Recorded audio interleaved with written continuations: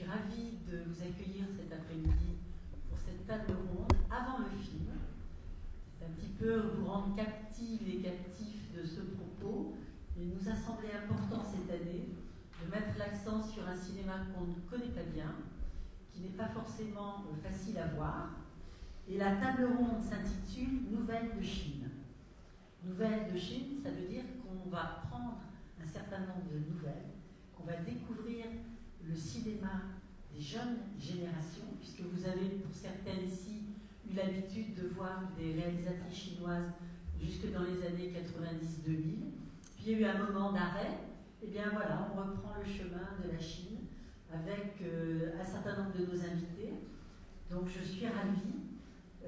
L'équipe du festival, Marina Mazzotti, Norma Guevara, a travaillé avec Marie Vermeuren qui est avec nous. Je vais laisser donc Marina Mazzotti présenter les invités. Oui, bonjour tout le monde. Ce sera une présentation courte parce que les éléments les plus importants, c'est nos invités qui vont nous les apporter. Donc, en commençant par votre gauche, il y a bien sûr Jackie Buet, directrice du Festival international du film des femmes. À côté de Jackie, Kira Simon-Kennedy, que nous avons connue ici, rencontrée ici avec grand plaisir, en tant que productrice du beau long métrage en compétition internationale documentaire Ascension, tourné par Jessica Kingdom. Mais tu fais plein d'autres choses en fait, Kira. Tu n'es pas uniquement productrice de cinéma. Tu peux nous en dire plus? J'ai vu sur ton site en fait quelque chose de très intéressant. Oui, moi je suis aussi la co-directrice d'une association qui s'appelle China Residencies, qui soutient les projets qui soutient les projets d'artistes en Chine depuis 10 ans.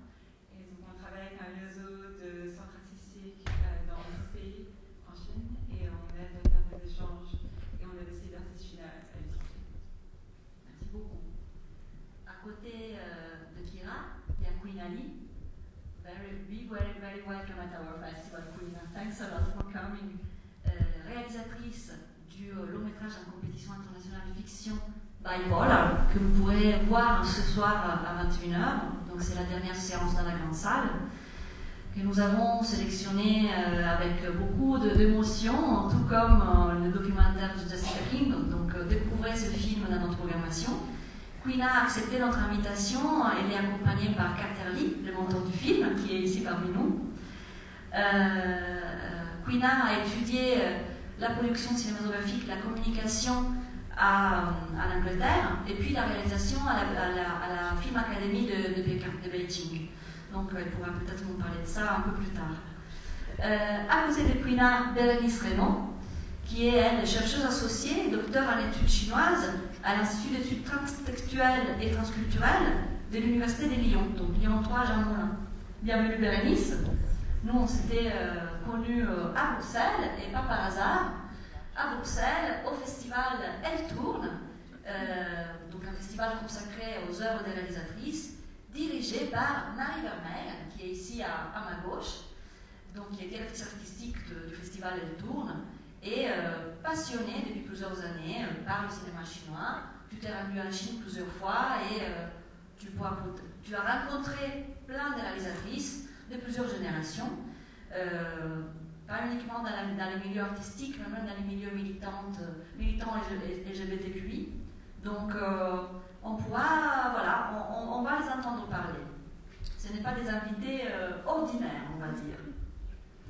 Alors je vais introduire donc cette table ronde en demandant à Bérénice M. Reynaud, puisque nous avons par le passé beaucoup collaboré avec une autre, Bérénice Reynaud, qui elle vit à Los Angeles et qui d'ailleurs s'est aussi spécialisée dans le cinéma chinois. Donc on a eu un moment de confusion quand moi personnellement je ne connaissais pas Bérénice de Lyon, donc Bérénice M. Reynaud. Je vais demander à Bérénice donc de nous faire sa communication, puisqu'elle a travaillé très précisément sur cette nouvelle génération de jeunes réalisatrices, jeunes ou moins jeunes d'ailleurs, et de nous dessiner comme ça le panorama du cinéma chinois aujourd'hui en Chine, chose qu'on ne connaît pas bien, et de nous situer la place des femmes dans cette industrie et cet art. Voilà. Donc c'est largement ouvert. Et je pense qu'on aura besoin de ces précisions. Merci pour l'introduction. Alors, je vais juste poser une petite question avant. Est-ce que certains d'entre vous sont familiers du cinéma chinois ou pas? Si, quand même. Bon, très bien. Bon, je vais quand même faire un petit panorama. Alors, le cinéma chinois s'est beaucoup transformé ces dernières années. Donc, moi, mon travail a porté sur des réalisatrices qui ont fait des films dans les années 2000, même si, bon, je continue de me tenir au courant dans ce genre de festival. Oh, yes, pardon. Ne parle pas trop vite. Si possible. N'hésite pas à faire ça quand je fais oui, sinon je m'emporte et je... Ouais, pas de souci. Du coup, donc, les réalisatrices que vous avez pu voir dans ce festival, la plupart des films datent des années 80-90. Or, jusque-là, la production cinématographique chinoise était entièrement contrôlée par l'État, c'est-à-dire que les financements, la diffusion et la production des films étaient encadrés par l'État. Et dans les années 90, il y a eu des grosses réformes, notamment au niveau du système de censure, au niveau de qui pouvait financer les films, ce qui fait que les financements privés ont été possibles, ce qui fait qu'à peu près n'importe qui, tant que vous trouvez des sous dans une structure, pouvait faire un film. Le système de censure s'est également allégé, avec plus de facilité pour produire le film, et donc c'est à ce moment-là qu'une toute nouvelle génération de réalisatrices a commencé à apparaître. Donc comment est-ce qu'on devient réalisatrice en Chine? Alors, traditionnellement, il y avait une école très célèbre qui s'appelle l'Académie du film de Pékin, qui reste encore en activité aujourd'hui et dont les diplômés font pas mal de films. Donc, c'était la grande école de cinéma qui a vu naître les réalisateurs de la 5e génération qui sont connus mondialement. Mais après cette génération-là, qui est sortie de l'Académie dans les années 80, on a commencé à parler d'une 6e génération, donc, qui serait sortie plus tard de cette académie du film. Et en fait, ce qui s'est passé, c'est qu'on s'est trouvé face à des réalisateurs de toutes origines. Donc, des gens qui sont passés par cette académie du film, mais aussi des gens qui sont partis se former à l'étranger, ou des gens qui, tout simplement, avec l'apparition du numérique, ont acheté une caméra et ont commencé à tourner par eux-mêmes. Donc les réalisatrices que vous avez aujourd'hui dans la programmation, oui, il y en a beaucoup qui ont fait leurs études à l'étranger, par exemple, ou qui ont fait un tout autre métier avant de tout d'un coup prendre une caméra.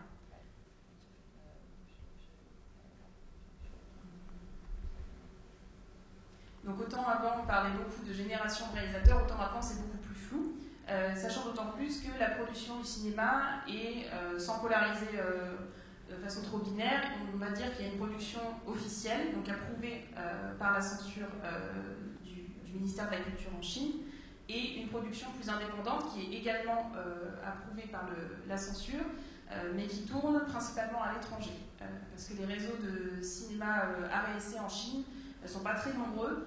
Les films ont tendance à sortir une semaine en salle avant de disparaître pour des questions de rendement tout simplement. Donc la première semaine dans les cinémas chinois sont extrêmement importantes. Si vous avez fait un certain nombre d'entrées, le film peut rester encore une semaine de plus et sinon il disparaît. Voilà. Sachant que, pour vous donner un petit contexte aussi, le cinéma chinois est extrêmement vivant à l'heure actuelle. Les Chinois vont beaucoup au cinéma.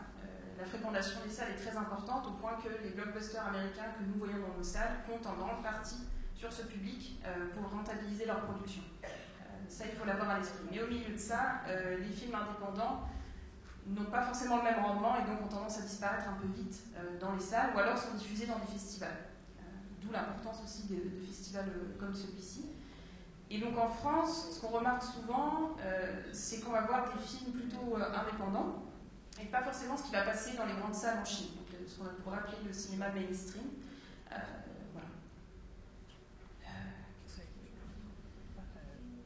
Alors voilà, les réalisatrices chinoises en général sont un peu moins connues que leurs confrères masculins.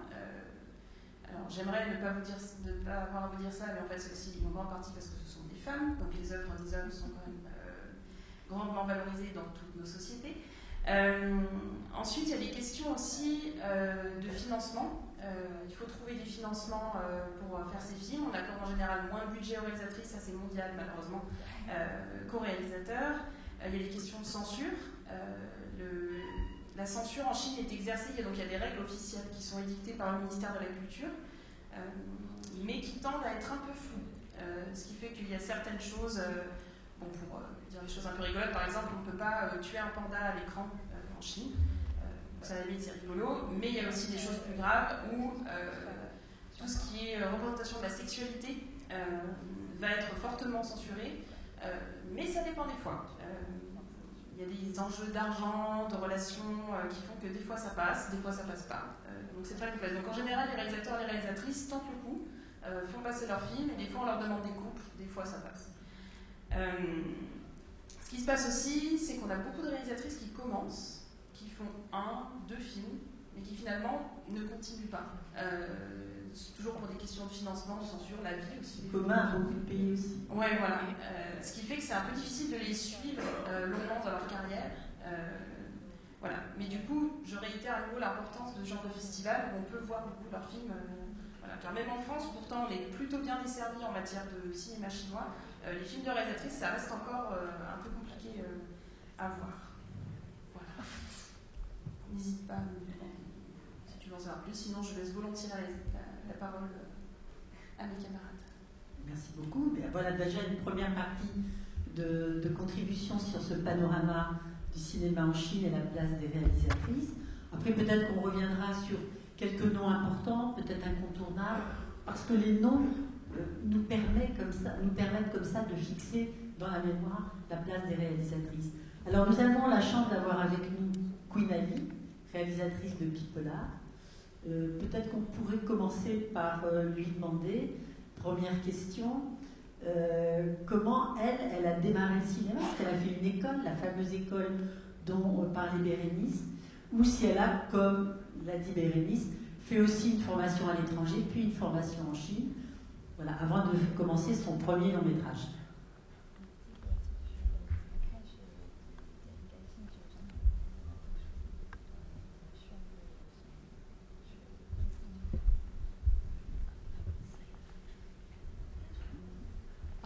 Hello everyone, and I have to say something before I answer the question. I really don't think I'm qualified to be sitting here because I'm really a beginning of movie, and I think the only reason I sit here because I'm female and I'm lucky they like my movie, so that's beginning. Okay. So answer the question is I don't know, maybe that's my karma. I just love all the image things, photograph, movies, and poetry things. So I started when I was 18 years old in England to study this movie, and then I went back to China and I did something else, totally different, no connection with the movie. Il y a un petit temps de traduction pour le public.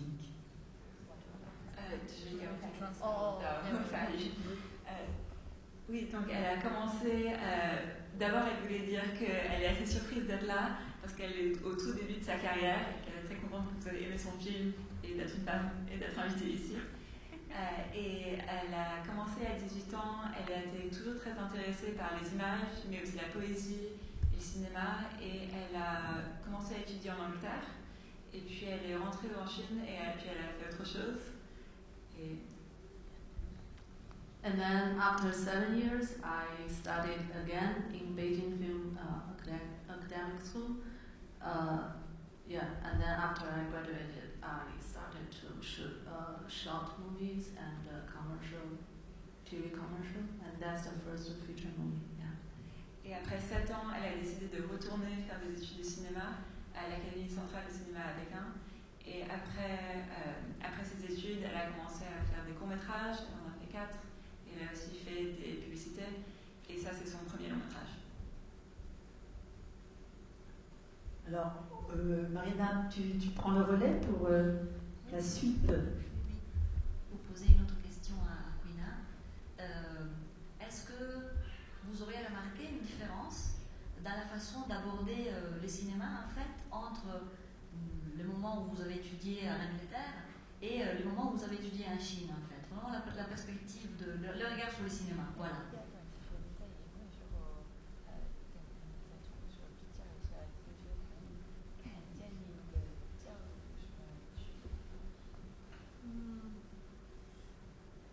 to be honest, I was not a really good student when I was in the university, so and also I just finished my first year, and then so I didn't finish the whole course.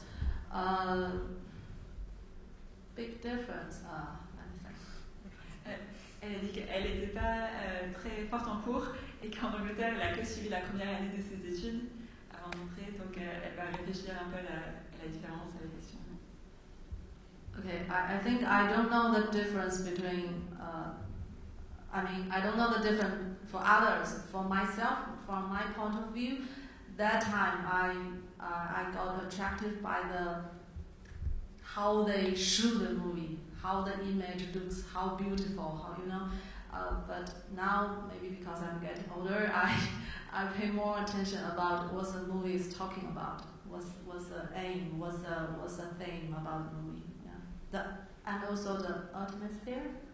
I think that's really important for me now. De son point de vue personnel, au début, quand elle regardait les films à l'étranger, elle était vraiment captivée par la qualité de l'image, de la cinématographie et des visuels. Et puis, au fur et à mesure, elle commençait à s'intéresser plus au fond du film, mais c'est quand même l'atmosphère qui est la plus importante. En plus, la forme du film, Bipolar, de votre film, est vraiment très intéressante pour nous, très particulière. Et est-ce que vous pourriez dire que c'est une forme expérimentale? Est-ce que pour vous c'est un road movie? En fait, dans quel genre cinématographique vous pourriez dire que vous vous situez, voilà, par rapport à cette œuvre?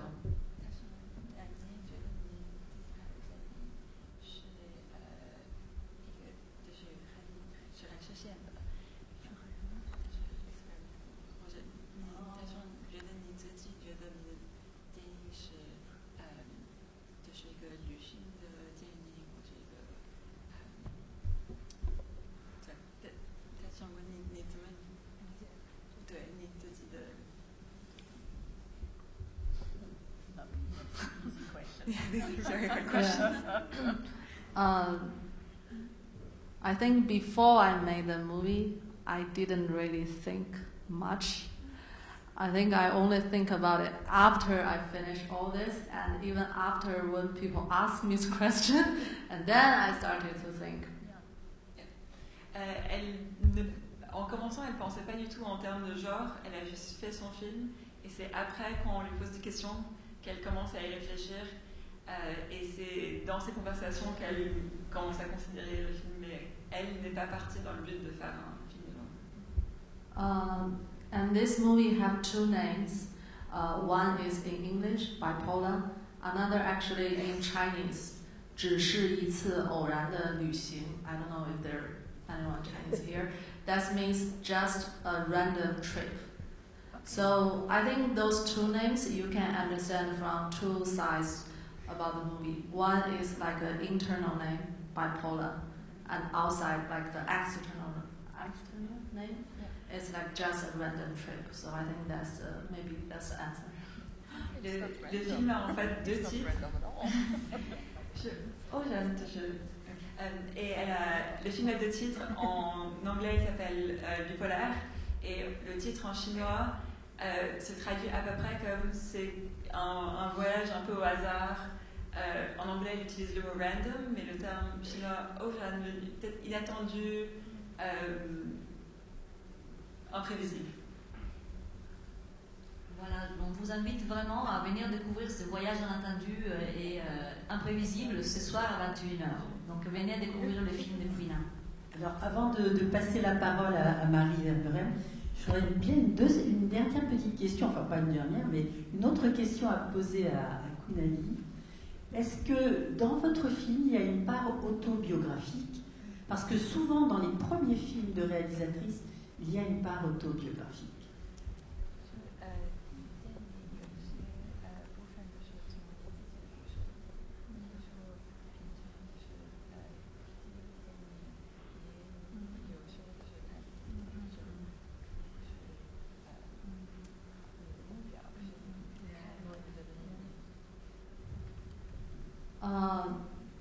I don't know others, but for myself, I think I even don't have enough ability to talk about myself, so I forget to talk about others, even in the future.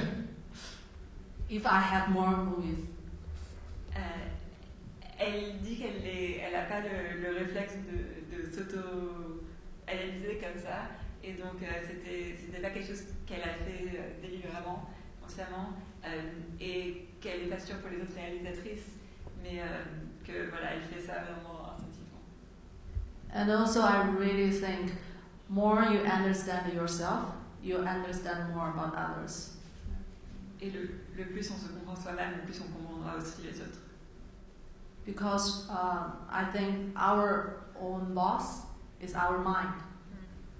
So the movie is about mind. So I think that will be my whole thing in the future, even in the reality. I mean, everyday life.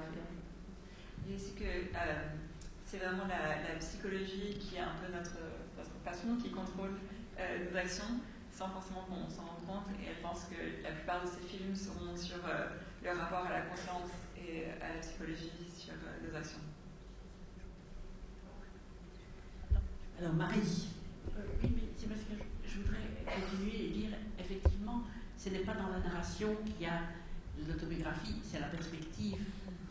Donc je veux dire, c'est comment l'artiste voit le monde et le retranscrit avec des images, des rythmes, des choses comme ça. Donc, enfin, c'est un peu ce qu'elle dit, quoi.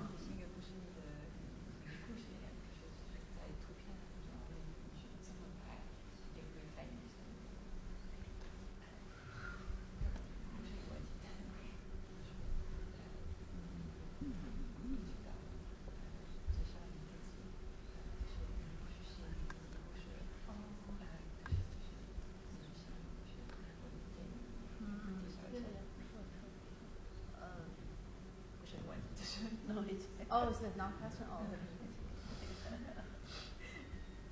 It's just a comment. Oh. Voilà. Alors je continue la table ronde. Mais on reviendra, Philippe, parce qu'on a bien sûr l'occasion de voir ce film ce soir. Marie Vermeulen. Comment? Oui, bien sûr. Mais j'en profite puisque Marie a pris la parole, peut-être pour lui demander de nous faire un petit peu le récit de ses voyages en Chine, puisque nous avons, avec Norma et Marina, associé Marie à notre programme cette année, et nos deux festivals, Bruxelles et Créteil, parce que Marie, d'autre part, a eu l'occasion d'aller plusieurs fois en Chine, de rencontrer des réalisatrices sur place, qui ne sont pas forcément au programme cette année, mais dont j'aimerais qu'elle nous parle. Et puis bien sûr, nous donnerons la parole à Kira. Oui, mais tout ça se fait toujours un peu par hasard. Donc moi, je fais partie d'un collectif qui organise le festival de films réalisé par les femmes à Bruxelles. Et donc, on rencontre des gens qui nous font rencontrer d'autres personnes, qui nous font rencontrer d'autres personnes. Et à la fin, on se trouve en Chine, quoi. Au festival de films de femmes, donc j'ai été plusieurs fois. Par intérêt, évidemment, pour voir autre chose aussi que ce qu'on voit d'habitude, parce que, comme tu disais, on ne voit pas tellement de films chinois ici. Et en fait, pour découvrir qu'il y a vraiment ça bouge, quoi. Je veux dire, il y a des choses terriblement fortes qui se font là-bas. C'est un peu pour ça. Donc, il y a eu le festival, il y a plusieurs festivals en même temps, mais je veux dire, il y a d'abord été un festival LGBT, et puis il y a un festival de films de femmes qui s'est créé, puis un autre festival de films de femmes, et puis maintenant il y a aussi un festival à Chengdu, qui est assez extraordinaire. Voilà. Et c'est assez, et ça permet de faire des rencontres, évidemment. Donc des rencontres qui donnent encore d'autres rencontres, etc., etc. C'est comme ça que ça se passe. Est-ce que tu penses que les programmes que nous avons choisis cette année sont des films plus facilement accessibles que, par exemple, ceux dont tu aurais pu voir sur place, alors probablement dans des circuits peut-être moins officiels? Enfin, par exemple, tout à l'heure passe le film Mama de Lee Dong-men, et ce film a été recommandé par une des programmatrices du seul complexe indépendant de cinéma à Pékin. Yang Yang, et en fait elle m'a dit, pour moi c'est un des meilleurs films chinois que j'ai vu ces dernières années. Donc c'est aussi son point de vue, donc c'est là-bas que elle, qui est une spécialiste puisqu'elle est programmatrice vraiment d'un complexe de cinéma, c'est ce qu'elle m'a recommandé. Donc c'est et nous on a tout de suite dit oui. Tu vois, donc c'est un peu. Alors revenons peut-être à Kira, qui nous accompagne et que je remercie d'être avec nous cet après-midi, à la fois pour faciliter la communication avec Kwina, mais qui par ailleurs donc est notamment productrice et pas que, et qui m'a dit hier, alors une chose importante, c'est que sa maman avait produit le film sur Alice Guy, le film américain sur Alice Guy, que vous avez peut-être vu, qui s'appelle Be Natural. Un film produit aux États-Unis avec le soutien de Jodie Foster et puis du festival Sundance. Marie vient de nous faire un petit voyage en Chine en raccourci. Kira, elle aussi, connaît bien la Chine. Comment tu pourrais nous apporter ta contribution à cette connaissance du cinéma chinois du côté des femmes? C'est une grande question. Et moi aussi, j'ai eu le plaisir de recevoir des recommandations d'artistes. Et moi, je viens plutôt du côté des arts plastiques. Donc, je connais plutôt les vidéastes, Cao Fei, ou les artistes qui travaillent aussi dans la vidéo et dans la technologie. Et il y a une artiste qui s'appelle Lu Yang qui fait aussi des jeux vidéo. Et il y a vraiment une créativité exceptionnelle.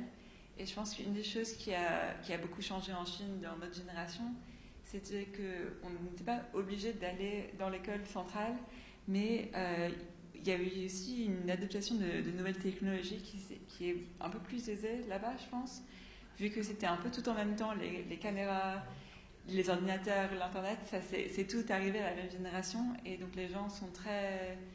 les artistes là-bas sont vraiment dans l'expérimentation. Tarek, par exemple, qui a fait toute une œuvre dans le jeu vidéo Second Life, mais qui tourne aussi des documentaires et des films qui se montrent dans les musées. Et, oui, oui.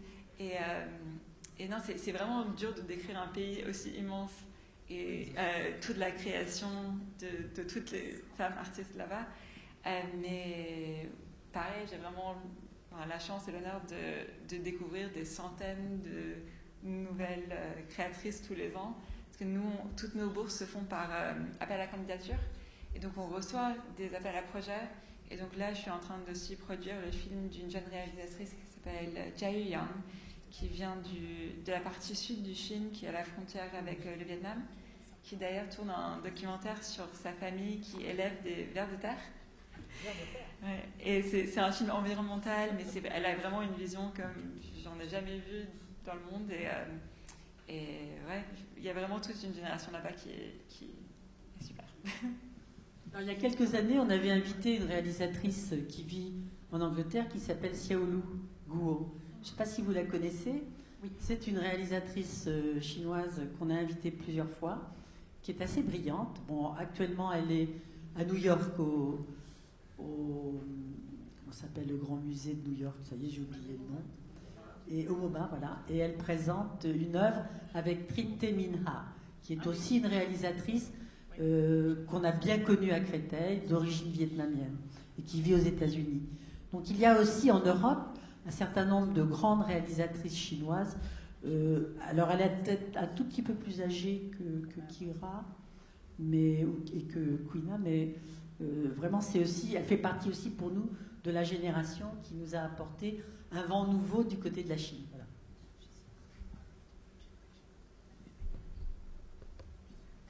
Alors Bérénice, sens-toi tout à fait libre d'ajouter des éléments déjà à ce premier volet du panorama, peut-être en évoquant quelques noms de réalisatrices que tu pourrais avoir envie de nous faire connaître, qu'on essaye d'établir comme ça peut-être des repères. Oui, bien sûr. En grand nom de réalisatrice, bon, ça va être très biaisé parce que c'est un peu mes préférences personnelles aussi. J'aime beaucoup les films de Li Yu, qui, je pense, son dernier film date de 2018 pour le plus récent, je n'ai pas vérifié récemment. qui a démarré, elle faisait du documentaire pour la télévision, et qui ensuite a décidé de se lancer dans la fiction, et qui a tourné un film qui est resté célèbre pour être le premier film lesbien en Chine, qui s'appelle Fish and Elephant, qui a pas mal tourné dans les festivals. Et elle a continué à faire d'autres films par la suite, Dam Street, Lost in Beijing, que j'aime beaucoup, qui sont donc très tournés vers la condition féminine en Chine contemporaine. Elle a fait également Buddha Mountain en 2010, qui parle de cette jeune génération qui a raté l'équivalent du bac en Chine, qui vous donne l'accès à l'université dans le pays, et qui du coup se retrouve un peu sans rien faire. Donc cette jeune génération-là, et elle avait son actrice favorite qui s'appelle Fan Bingbing, qui était très connue avant et qui a récemment eu des petits soucis avec le gouvernement, donc qui ne tourne plus beaucoup. Mais une autre réalisatrice qui est à suivre aussi, même si elle était plutôt active dans les années 2000-2010, c'est la réalisatrice Su Tingley, qui était d'abord actrice dans les années 90 et qui progressivement est passée derrière la caméra. Donc c'est un truc dont on a déjà parlé avec Marie, mais ce qu'on aime bien avec les actrices qui deviennent réalisatrices, c'est qu'il y a souvent une idée de revanche, de prendre en main ce qu'elle a envie de filmer, parce qu'en l'occurrence, Su Tingley, elle tourne le rôle principal des films la plupart du temps. Donc il y a une idée d'écrire son propre scénario, de se mettre en scène, de se réapproprier son image aussi, puisqu'elle était considérée comme une des 4 grandes actrices qu'ils appellent les rois d'âne, donc les belles et jeunes actrices. Elle était célébrée, voilà, un peu des bimbos qui étaient... voilà. Donc ces films-là, elle a exploré énormément de genres, que ce soit aussi bien discussion expérimentale, elle a adapté Lettres d'une inconnue de Stefan Zweig, donc une exploration... mais recontextualisée en Chine, donc c'est très intéressant. Mais elle a aussi fait des thrillers récemment, des comédies romantiques qui se passent en République tchèque. Donc c'est assez... Oui, Somewhere... non, je confonds avec le... Parce que Somewhere We Belong, c'est Liu. Voilà. Mais ces deux-là, je dirais que c'est des carrières très intéressantes, parce que justement, elles ont une longue carrière, donc on peut suivre un peu l'évolution de leur cinéma et une exploration de genres très différents. Donc je pense qu'on peut trouver son compte. Voilà. Après, dans les réalisatrices qu'on a cette année, là je profite avec le Covid, on n'a pas trop eu d'occasion de voir les films ces dernières années. Du coup, je suis vraiment très contente d'être là pour voir ces films dans d'excellentes conditions. Et c'est un premier volet, je pense qu'il y a beaucoup de travail à continuer sur la mise en valeur des réalisatrices chinoises. La Lucarne, qui est notre partenaire local, a aussi un très beau programme, parfois de reprises de films d'ailleurs. Je pense par exemple à Anhui, qui est plutôt sur Hong Kong, mais qui est quand même chinoise dans sa culture, qui est venue plusieurs fois à Créteil. Oui, j'y pense, comme tu parles de la Lucarne. Une réalisatrice qui est à suivre, je pense, c'est Viviane Chu, qui a réalisé Les Anges portent du blanc. Elle n'a pas produit, c'est une productrice à la base, qui a produit notamment, vous avez peut-être vu Black Coal, Nice, qui est un polar qui a eu énormément de succès en France. Et donc elle a réalisé Les Anges portent du blanc en 2017, qui est un très très beau film, que je vous recommande vraiment de voir. Mais après, voilà, c'est un film qui a été autorisé en Chine alors qu'il parle de viol de petites filles, donc quand même un sujet assez lourd. Mais elle n'a pas fait de film depuis. Donc est-ce que la pandémie, est-ce que les opportunités ne sont pas trouvées? Je ne sais pas, mais si elle en refait, je vous recommande vraiment d'aller voir. Merci beaucoup. C'est juste pour ajouter qu'il faut vraiment aller voir le film, enfin tous les autres aussi. Hein. Mais en fait, le film, donc c'est une fiction, mais ça vient de la réalité, ça s'est vraiment passé, le viol des petites filles. Et en fait, il y a un documentaire qui a été fait aussi, de Nan Fu Wan. Hooligan Sparrow. Oui, Hooligan Sparrow. On suit une activiste qui s'appelle elle-même Hooligan Sparrow, et qui en fait dénonce tout ce cas. Donc c'est un film. Un très bon film aussi. Oui, ouais. super. Oui. Et Nan Fu Wan, elle continue, elle a fait aussi un film sur la politique de l'enfant unique, qui est très bien. Oui. C'est une réalisatrice de documentaire à suivre, elle aussi. Oui. Elle est sino-américaine. Oui, parce qu'elle a des problèmes en Chine. Elle arrive quand même à y retourner, mais ça devient de plus en plus dur. Tu la connais? Oui, très bien. Oui, non, elle est... Ok. Oui, alors Marie, on va te demander de présenter le film qui va suivre cette table ronde. Parce qu'il y a toute une histoire autour de Self-Portrait, Fairy Tale et 47 km. Oui, Oui, 47. Enfin bon, c'est un titre incroyable. Mais en fait, la réalisatrice est Zhang Mengqi. C'est une jeune femme qui est réalisatrice, qui est aussi chorégraphe, qui met aussi en scène et fait aussi des performances. Et ici, c'est en fait le 9e film sur le même thème. C'est-à-dire qu'il y a à Pékin un réalisateur de documentaire qui a créé un atelier où en fait il a appelé tous des jeunes des provinces chinoises à venir suivre un atelier vidéo. Donc il y a des ordinateurs, on fait des collages, comment on manipule une caméra, comment on fait un montage, etc. Et puis ces jeunes rentraient dans leur village et devaient demander aux anciens du village de parler de la grande famine de 59-60, qui est un thème complètement tabou en Chine. Et donc ils sont revenus avec des films de famille, entre guillemets, qui sont absolument impressionnants. Parce que donc tout ça, on ne peut pas en parler. Et Zhang Mengqi est une de ces ateliers, comment est-ce qu'on dit? Quelqu'un qui a suivi un atelier? Je ne sais pas. Ben, bref, participante à ces ateliers. Et maintenant même, je pense qu'elle fait partie de la structure. Parce que c'est vraiment... Donc, elle a pu bénéficier de ça pour dans le cinéma. Donc, elle est chorégraphe, vous allez voir dans le film que ça se sent immédiatement. Le langage est un peu différent. Et donc, elle rentre dans son village. Et bon, maintenant, c'est le 9e épisode. Donc, au début, c'était vraiment aller demander aux anciens comment c'était. Maintenant, c'est demander aux enfants comment ce sera. Vous avez dans les mains pour construire quelque chose. Donc, c'est terriblement intéressant. Un jour, on devra faire une compile de tout ça. Vous devrez prendre toute la série. Oui, et là, on verrait très bien, parce qu'elle analyse très très bien les choses. Et c'est une personne tout à fait remarquable.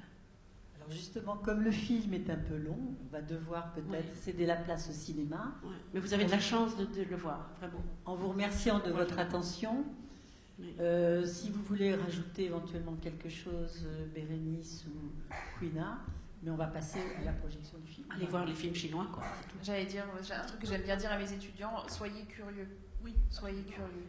Et toujours voir là où on ne vous attend pas. Et soyez conscients que des fois, des films qu'on vous montre en salle, les salles de cinéma, on choisit un peu les films pour vous, mais au festival, c'est vous qui choisissez. Donc, soyez curieux. Oui.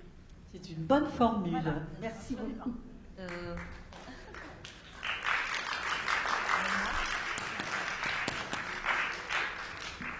Juste pour un tout petit récapitulatif des films de notre programmation consacrés aux réalisatrices chinoises qui passeront aujourd'hui. Vous allez découvrir maintenant dans cette salle donc Self-Portrait Fairy Tale 45 km de Zhang Mengqi.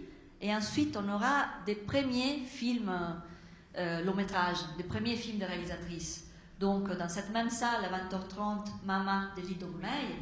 Donc, celui-là aussi vraiment à découvrir. Que Marie passera elle tourne lors de la prochaine édition. Oui. Pardon, je t'embête là. Mais juste pour dire qu'en fait, vous allez voir dans Mama, c'est tout à fait impressionnant. C'est son premier film. Et en fait, elle invente un langage. C'est quelque chose qu'on n'a jamais vu. C'est vraiment complètement... Là, oui, il faut être curieux, mais une fois qu'on est dedans, c'est fini quand on est dedans. C'est juste, je fais de la pub, quoi. Mama à 20h30 dans la petite salle. Et donc, auparavant, il y a Girls Always Happy. À 18h30, ici toujours de Yang Mingming. Donc, comédie... pas que comédie, comédie dramatique aussi, qui parle d'une relation mère-fille, et pas que, très très particulière, une grande fantaisie et inventivité, créativité de la part de cette réalisatrice, une autre réalisatrice que Marie connaît bien, et à 21h, dans la grande salle, alors Bipolar de Queen Ali, qui est avec nous ce soir, donc, et qui sera suivie par une rencontre avec Quina elle-même. Donc, ne ratez pas tout ça, riche choix à parcourir. Merci beaucoup pour votre projection. Merci à vous.